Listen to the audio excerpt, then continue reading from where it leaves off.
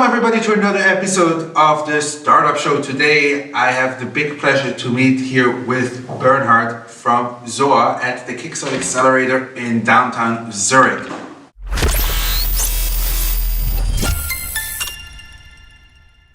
Welcome everybody to another episode. Today we are here back in Midtown of Zurich meeting with Bernhard from the ZOA startup. So Bernhard, give us a little bit of background about yourself first. Well, actually I'm Austrian, so I moved to Switzerland roughly 10 years ago after university. So I studied economics and finance in Innsbruck and Frankfurt. And then I figured, okay, now I need to find a job in banking and what's a good place in banking in Europe. So I figured, okay, Zurich is a nice place, especially if you also want to do some sports and outdoor. It's great quality of life. So 10 years ago I moved to Zurich. Joined first UBS as an investment strategist, and a couple of years later moved over to the other Swiss big bank, to Credit Suisse, and a couple of years back I moved back to UBS, so I did a bit of ping pong in the UBS financial industry. And then in the last year I decided, okay, let's leave the corporate world and let's try something on my own. But I also have to say that I have already been working with friends in the back on something, so it was not something starting from scratch. It had a bit of a preparation for that. So you said before a little bit about you have different projects going on at the moment, so maybe you can elaborate a little bit on what kind of projects. So we are more or less 10 people here in Switzerland, but also in Vienna, Austria, who work on 3 projects. The first one that we launched was countryrisk.io. That's a platform for country risk analysis. It's a B2B platform that enables banks to do their own sovereign risk ratings. The second project is called Financial Life Goals. It's very dear to my heart because of my background in banking. Financial Life Goals is also a B2B platform that empowers banks or asset managers to offer better financial advice that you typically get when you walk into a bank at this point in time, but also compared to current robo-advisors, so online platforms that give you more or less cookie-cutter portfolios. You want to do something better in that aspect. And the last one is ZOA, that we probably touch on later because it's also part of the Kickstarter Accelerator here. But let me just say one last thing. For me, this was also kind of a risk management strategy. So I left a decently paid job in banking, and I said I knew the statistics that only maybe less than 10% of startups will survive or will be successful. I said, okay, these are 3 projects that I really like, people that I love working with. And I said, okay, let's try it, and I hope 1 or 2 will work out. Can you describe a little bit of this feeling that you had, or the thoughts that you had, that you went through this thought process when you decided, okay, like, should I go or not go? What were these thoughts and feelings that you had at that moment? I like building stuff. So taking an idea, conceptualizing it, and then executing on it.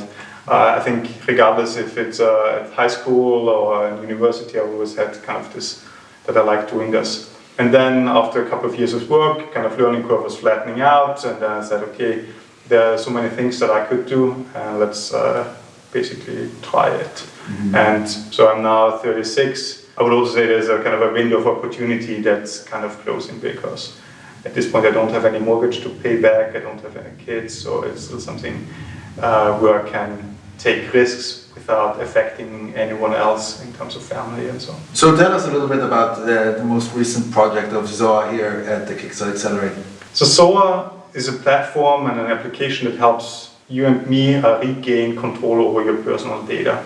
So we started ZOA because we realized that we have become the product. As soon as you unlock your phone or open a web browser, hundreds of companies track and collect and analyze your data, and they also make big business out of your personal data. And we said, first of all, we want to own this data and we want to get the value of this data, and we also want to protect our digital privacy. And that was the basic idea of ZOA, to give the consumer or the citizen an application that helps them regaining control of the data. And right now, when I visit your website in preparation for this interview, I was very amazed by the website. It was a really, really cool website, so it's definitely worth it to check it out just for that. But tell us a little bit of what it means for the consumer now. Let's say I want to use your platform. What do I gain from it? What's the added value? So at the moment we have a consumer-focused app out there. We're testing with roughly 800 users. We started a couple of months ago. And when you download the SOA software, you get three main features. The first one is the so-called privacy shield, so that prevents companies from tracking your digital activities. It also blocks online ads and other things. And the second element is what we call SOA profile. So SOA learns based on your activities. So it analyzes your activities and builds a very comprehensive profile on your activities. But you have full control over it. So you decide what should go into this profile. And you can also say, okay, certain aspects you don't want to have in this profile. And the third element of SOA is kind of a marketplace where you can monetize your personal data and sell it to interested companies for cash. So you're selling basically your data to receive advertisement? You sell it for market research purposes, but you can also opt in to receive personalized services. So the goal with that is also to get to a stage where you can power any recommendation engine with a much better consumer profile than it's possible at this point in time. And maybe I should also add that there's a big change coming in the coming years. The European data regulation, it's called GDPR, which is a big tsunami for all the companies, because GDPR means that anyone can reclaim the personal data also from companies. So you can knock at any company door and say, give me back my data. And this will also be part of the SOA profile that you have control over it. I mean, till now the excuse was always, or let's say if you speak to Google and Facebook to say, listen, we give you everything for free, and in return we get your data. So you're kind of disrupting their business model because they won't be able to sell my data anymore to anyone. Is that, did I understand it correctly? That's the ultimate goal of it. We would say that maybe a couple of years ago, the trade-off data for free services was still pretty decent for the consumer because the data quality was not so good enough, and you get, I think Google Maps is a great service, and or maybe also Facebook is a social network. But in recent years, the quality of data, because we generate so much data every day, and companies are able to link together data, analyze data much better than in the past, the value of this personal data has grown a lot. So I would say today, the trade-off that we do, you and I, is not in favor of the consumer anymore, but clearly in terms of the companies. And we want to rebalance this. And this regulatory change that's coming with 2018 helps a lot towards this, because then the consumer gets back a lot of control and also ownership. So where do you stand now in terms of development and challenges you might be facing now?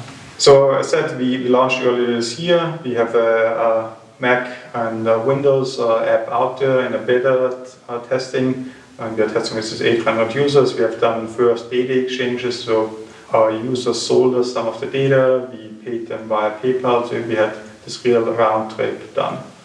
Now, looking forward, we will do a bit of a change in that sense that we need to take into account this regulatory change that's coming, and we will integrate this also in a way that we help companies dealing with this regulatory change. So we will shift a bit also from a B2C to a B2B model, which is also something that's challenging because it's somewhat kind of a strategy shift, but we find that this B2B has a very attractive appeal at this point in time because of this regulatory headaches that all these companies have.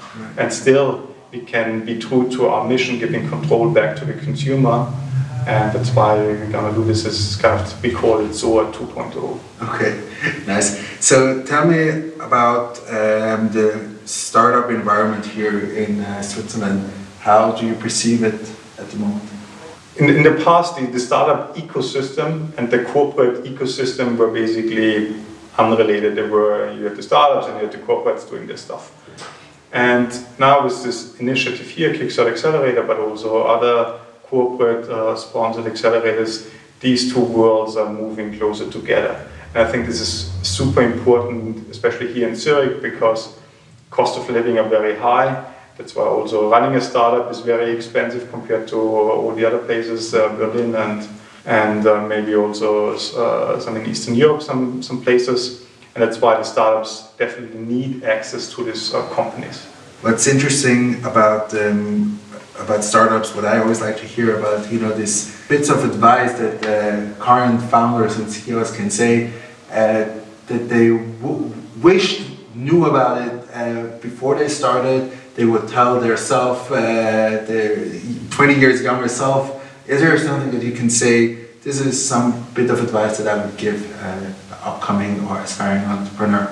I would say that, before I started, I also read many of these standard books on startups and blogs and TechCrunch. Startups for dummies. And all the lean startup approaches and so on.